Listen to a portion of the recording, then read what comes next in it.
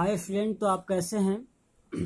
आज हम पढ़ रहे हैं क्लास 10th का पॉलिटी लेसन 1, जिसका नाम है पावर शेयरिंग, और ये लेसन का सेकेंड वीडियो है। इससे पहले मैंने एक वीडियो और किया है, अगर आप नहीं देखे तो पहले उसको देख लें। तो हम यहाँ समझने वाले हैं पावर शेयरिंग में। हमने कल देखा था एग्जाम्पल श्रीलंका और बेल्जियम की, कि वहाँ पर किस तरह से एथनिक डाइवर्सिटीज हैं। तो आज हम पढ़ने वाले हैं जो टॉपिक है मेजोरिटीज इन श्रीलंका, मतलब है बहुसंख्यकवाद। कहते हैं श्रीलंका में किस तरह की समस्याएं इसको मेजोरिटीज को लेकर के हुई थी, समझने का प्रयास करेंगे आप लोग। Sri Lanka emerged as an independent country in 1948। Sri Lanka हमारे देश के जस्ट एक साल बाद आज़ाद हुआ था।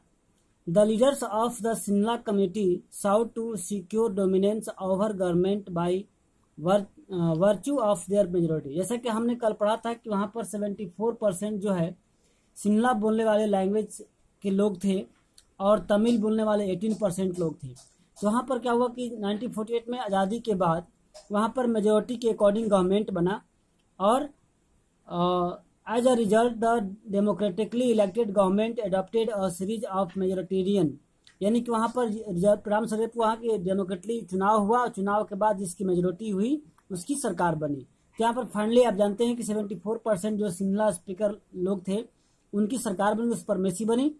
अब इसके बाद तो गवर्नमेंट बनने के बाद क्या होता है कि in 1956 an act was pass to recognise Sinhala as a only official language thus disregarding Tamil, यानी कि आज़ादी के बाद कुछ वर्षों बाद जो होता है मेजोरिटी के अकॉर्डिंग वहाँ पर एक एक्ट पास होता है, और उस एक्ट में ये बताया गया है कि जो शिमला लैंग्वेज है केवल वही ऑफिशियल लैंग्वेज के रूप में यूज किया जाएगा, और इस तमिल भाषाओं बोलने वाले लोगों को डिसरिगार्डिंग हुआ, यानी कि उसकी थोड़ा सा वैल्यू कम दी गई।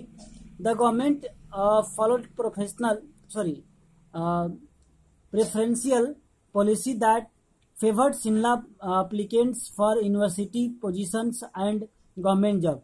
और धीरे धीरे क्या हुआ कि जो शिमला स्पीकर्स लोग थे उनकी वैल्यू बढ़ती गई, और उनको कई सारी बातों में प्रेफरेंस देने की हम बात की गई है, और उन्हें अब किसी भी यूनिवर्सिटी में एडमिशन के लिए या फिर कह सकते हैं कि गवर्नमेंट जॉब के लिए उन्हें प्रेफरेंस मिलने लगा।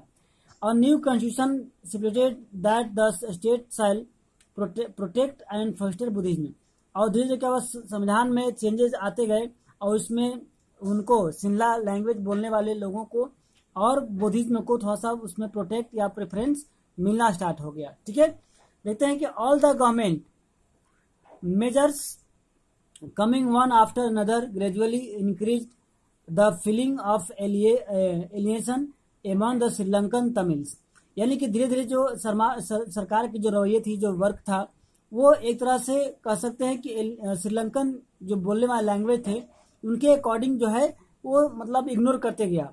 दे फेल्ट दैट, जो श्रीलंकन तमिल थे वे फेल्ट करते थे, महसूस करते थे कि that non of the major political party led by the Buddhist Sinhala leaders were sensitive to their language and the culture। इनको तमिल लोगों को, तमिल भाषाओं या श्रीलंकन तमिल थे उन लोगों को जो लगने लगा गवर्नमेंट की पॉलिसी से कि धीरे धीरे ये जो गवर्नमेंट है वो हमारी कल्चरल और लैंग्वेज दोनों तरीके सेंसिटिव नहीं है, और हमारे साथ क्या हो रहा है, हमारे साथ खिलवाड़ हो रहा है, हमारी बातों की वैल्यू नहीं हो रही है। दे फेल दैट द कॉन्स्टिट्यूशन, आगे बढ़ते हैं, the constitution and the government policy denied them equal political right, discriminated against them in getting jobs and other opportunity and ignored their interest. यानी कि धीरे धीरे इंडियन तमिल और तमिल स्पीकर्स लोगों को ये महसूस होने लगा कि ये जो गवर्नमेंट है, जो मेजोरिटेरियन की सरकार जो है, हमारी अधिकार को और हमारे साथ भेदभाव कर रही है, हमें गवर्नमेंट जॉब में या फिर किसी चीज में जो है इग्नोर करने का प्रयास कर रही है। ठीक है, as a result the relations between the Sinhala and Tamil committees strained over time, यानी कि धीरे धीरे क्या हुआ कि समय बीतने के साथ जो संबंध थे शिमला स्पीकर्स और तमिल स्पीकर में क्या होता गया, बिगड़ते चला गया। The Sri Lankan Tamils launched parties struggle for the recognition of the Tamils as official language for regional autonomy and the equality opportunity in securing education and job। और धीरे धीरे क्या हुआ कि जो तमिल लैंग्वेज वाले लोग थे उन्होंने एक स्ट्रगल स्टार्ट कर दिया अपने तमिल भाषा को ऑफिशियल लैंग्वेज के रूप में मान्यता दिलाने के लिए, या फिर अपने को इक्वलिटी यानी कि समान बराबर के अधिकार चाहे जॉब हो या फिर एजुकेशन में दिलवाने के लिए। यहाँ धीरे धीरे जो है तमिल और सिंगला लैंग्वेज वाले लोगों में क्या होने लगा, कन्फ्लिक्ट होने की जो है सिचुएशन तैयार होना शुरू हो गया। But there demand for more autonomy और provinces populated by Tamils was repeatedly denied, और बार बार रिपीट करने के बाद भी इनकी जो डिमांड थी या फिर जो इनकी विचार थी उसको डिनाई करते चली गई। By 1980 several political organizations were formed demanding and independent Tamil Eelams, यानी राष्ट्रीय राज्य होता है या देश कह सकते हैं, इन northern and eastern part of Sri Lanka.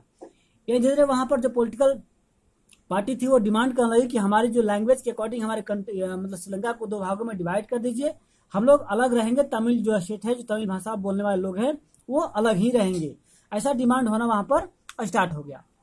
The distrust between the two communities turned into the widespread conflict, और धीरे धीरे ये जो है कई प्रकार के कन्फ्लिक्ट के रूप में वो मुड़ते चला गया।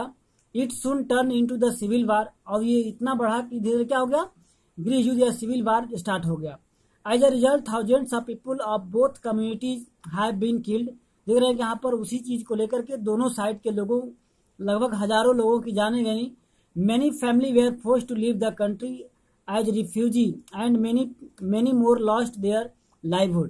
यानी कि ये दंगा इतना चला, इतना कन्फ्लिक्ट बढ़ा कि बहुत से लोगों को तो 1000 लोगों को जान चली गई, बहुत से लोग कंट्री छोड़ने के लिए मजबूर हो गए और रिफ्यूजी की तरह रहना स्टार्ट कर दिए। जैसे कि आपने क्लास चैप्टर अगर 10th में इकोनॉमिक्स का पढ़े होंगे, मैंने वीडियो बना दिया है तो आपको वहाँ इसके बारे में और विशेष जानकारी मिलेगी। About the Srilankan excellent record of the economic development, educational health, यानी कि श्रीलंका के बारे में जो पहले इकोनॉमिक डेवलपमेंट थी या फिर एजुकेशनल डेवलपमेंट था, हेल्थ था, वो बहुत ही अच्छा रिकॉर्ड रहा। लेकिन इस सिविल वार की वजह से वहाँ की जो है सोशल कल्चरल एंड इकोनॉमिक जो लाइफ थी वो क्या हो गया, बहुत ही सेटबैक यानी कि पीछे चला गया, बहुत ही वो डैमेज होता चला गया। तो हमने यहाँ पर मेनली देखा कि अकॉर्डिंग टू द मेजोरिटेरियन केवल गवर्नमेंट बनाते हैं, बहुमत की सरकार बनती है, और उसमें अल्पमत की लोगों की अगर हम लोग या गवर्नमेंट जो है उसकी इंटरेस्ट की बात नहीं सोचती है तो वहां पर किस तरह से दंगे होते हैं, कन्फ्लिक्ट होते हैं, और फाइनली उस कंट्री को सोशल, इकोनॉमिक और कल्चरल तीनों प्रकार क्या होती है, लॉसेस होती हैं। तो हम आगे देखेंगे कि इस प्रकार की बेल्जियम में क्या हुई, बेल्जियम में क्या मतलब सुविधा दी गई कि यहाँ पर इस तरह की बात नहीं की गई। तो हमें आगे टॉपिक जो कल पढ़ेंगे next day, accommodation in Belgium. Okay, तब तक के लिए गुड बाय।